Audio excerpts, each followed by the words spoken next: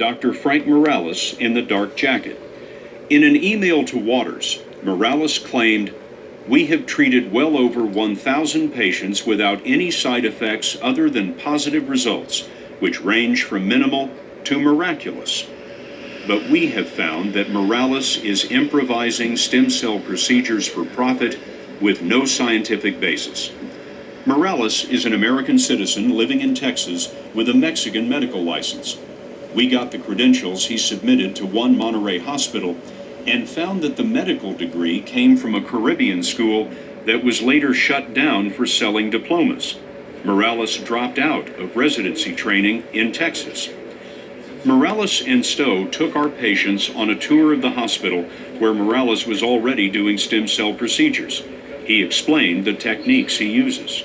Our team will go into a catheter and place it right up close to the brain, or we'll go into a fecal, right in the spine, and do other things, that are pretty aggressive. Mexican officials tell us stem cell therapy for ALS is not authorized.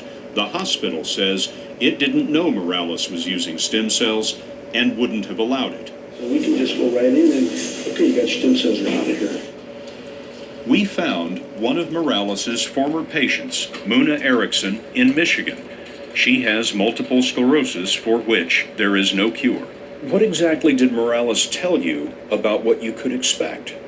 He told me that I could expect her to be up out of the wheelchair and walking. She'd get out of the wheelchair and walk away from it. Erickson and her husband Keith are not people with a lot of money, so in desperation, they sold their home in order to wire $15,000 to Morales.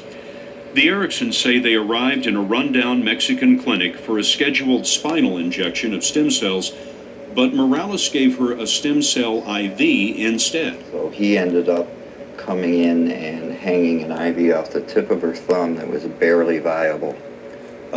Muna, show me with your hand, if you can, Right here. precisely where that IV went in, right at the tip of your thumb.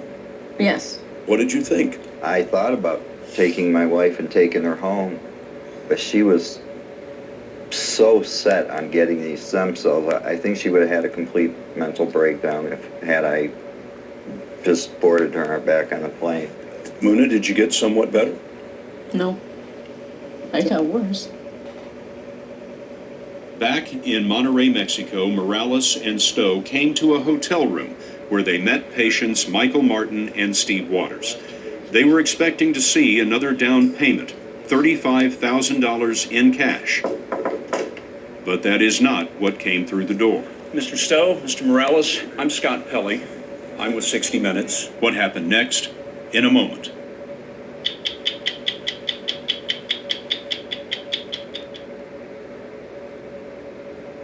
CBS Money Watch Update, sponsored